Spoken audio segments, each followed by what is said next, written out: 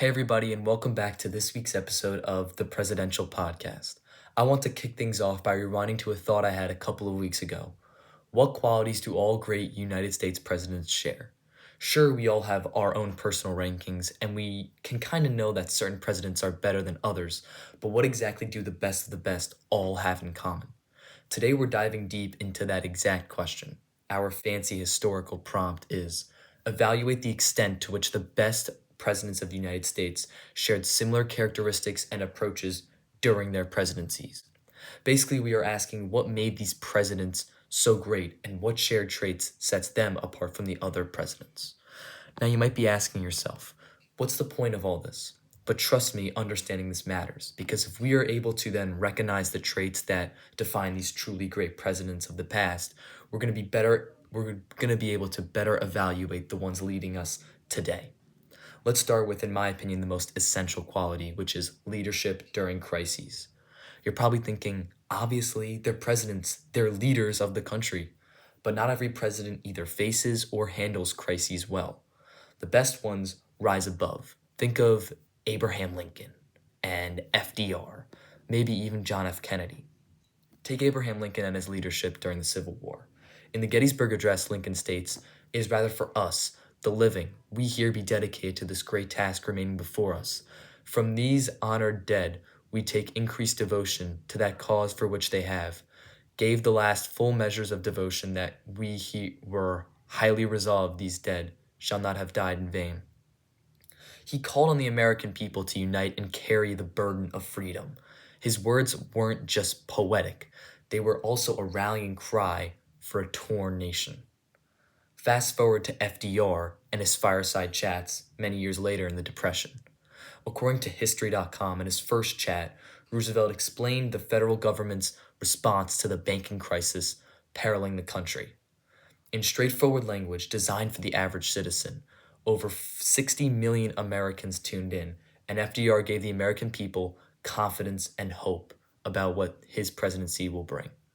He didn't just talk to the people, he talked with them so they understood what he was trying to say.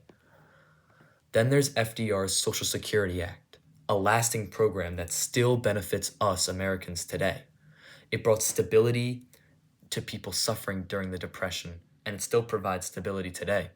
It was a form of action-oriented leadership designed to support the vulnerable, and it was such a success that it's still ingrained in our modern society. Woodrow Wilson also led during a crisis.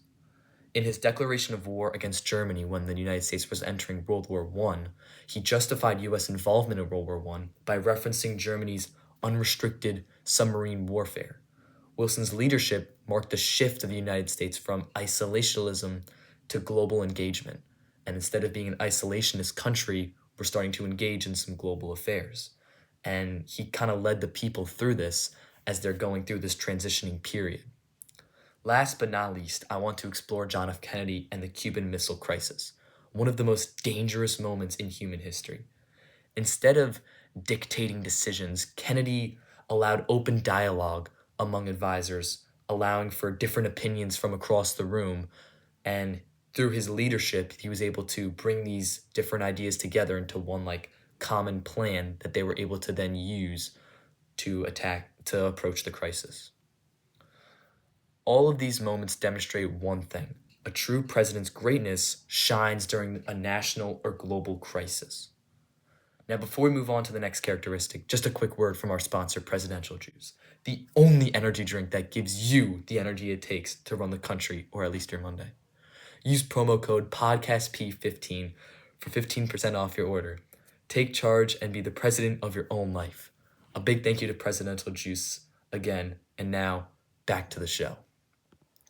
So, what is our second defining trait of great presidents? I believe it's a belief in expansion and of democratic ideals. The United States was founded on democracy, and the best presidents not only understood that, but they pushed that ideal forward onto either the people or even the world. Take Thomas Jefferson, author of the Declaration of Independence and one of the founding fathers. He wrote, "We hold these truths to be self-evident, that all men are created equal, that they are endowed by their Creator with certain unalienable rights, that among these are life, liberty, and the pursuit of happiness. These are democratic ideals rooted in Enlightenment thought, which is what the founding fathers based them all off of. He also led the Louisiana Purchase, expanding the United States territory and influence. Even though it conflicted with his strict constitutional views as he was a states' rights guy, he acted in favor of the expansion of democracy in the new purchased land, which is ultimately why he decided to get it.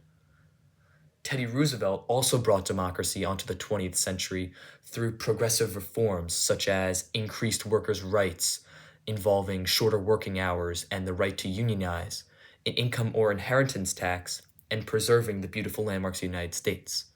These progressive ideals came at the end of the Gilded Age because people were fed up with these unjust laws that really limited workers especially, but also kept the money in the rich and the poor suffering, holding them up.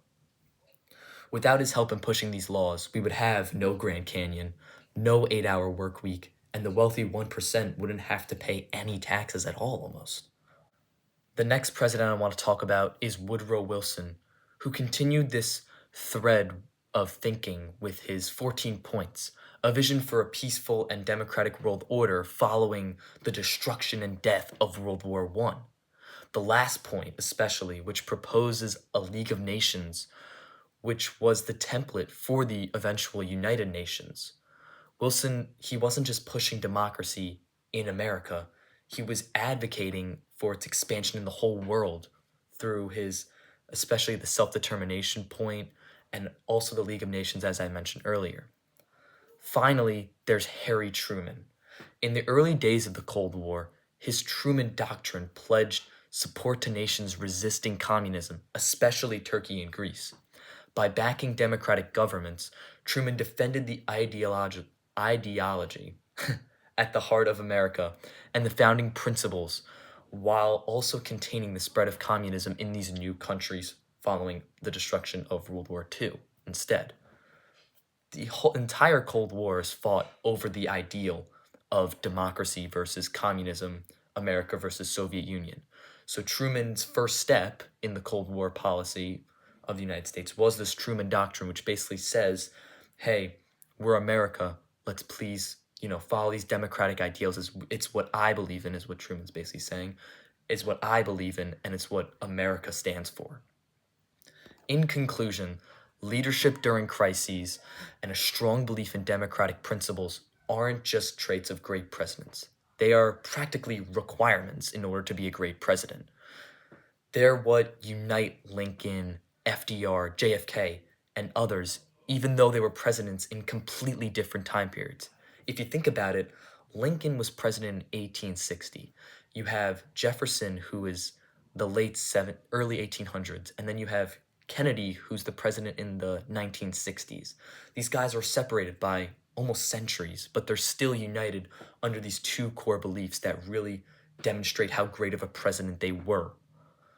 Thanks again to Presidential Juice for sponsoring today's episode, and please don't forget to use code PODCASTP15 at checkout.